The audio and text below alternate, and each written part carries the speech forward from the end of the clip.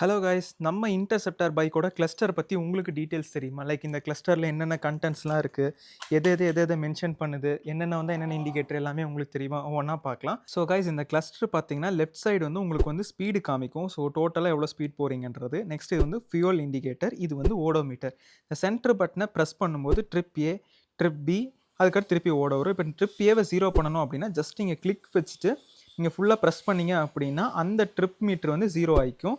And இவ்வளோ தான் இந்த சைடு செட்டிங். இப்போ இந்த சைடு தான் நிறைய முக்கியமான செட்டிங் இருக்குது. இது வந்து டாக்கோமீட்டர், ஆர்பிஎம் கால்குலேட் பண்ணுறக்காக. சிம்பிளாக இருக்கிற பார்த்தீங்கன்னா இண்டிகேட்ரு, அதுக்கடுத்து ஹை பீம் அசிஸ்ட்டு, அதுக்கடுத்து நியூட்ரல் கியரில் இருக்குது. இந்த நாலுமே கொஞ்சம் முக்கியமானதுங்க. ஃபஸ்ட்டு இங்கே வருவோம்.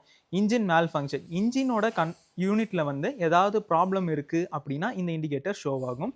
அண்ட் இங்கே பார்த்தீங்கன்னா பேட்டரி இண்டிகேட்டர். யூஸ்வலாக வண்டி ஆன் பண்ணுறேன் ஸ்டார்டிங்கில், லைக் ஜஸ்ட் கீ போட்டு இக்னிஷன் மோடில் ஆன் பண்ணும்போது இந்த லைட்ஸ் எல்லாம் எரியும். அண்ட் டிரைவ் பண்ண ஆரம்பிக்கும் இதெல்லாம் ஆஃப் ஆயிரும். அண்ட் இந்த ஏபிஎஸ் லைட் உங்களுக்கே தெரியும், பிரேக்கிங் சிஸ்டம் இண்டிகேஷன். அண்ட் இது பார்த்தீங்க அப்படின்னா ரொம்ப முக்கியமான லைட்டு.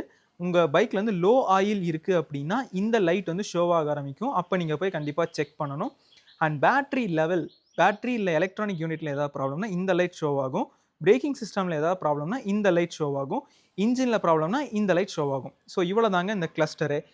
ஸோ உங்களுக்கு இன்டர்செப்டார் 650ல வேறு ஏதாவது டவுட்ஸ் அண்ட் கிளாரிஃபிகேஷன் இருக்குது அப்படின்னா கண்டிப்பாக கமெண்ட் பண்ணுங்கள். அதை அடுத்த வீடியோவில் போஸ்ட் பண்ணிடலாம். இந்த வீடியோ பிடிச்சிருக்குன்னா சப்ஸ்கிரைப் பண்ணி ஃபாலோ பண்ணிக்கோங்க. டாடா பாபாய்.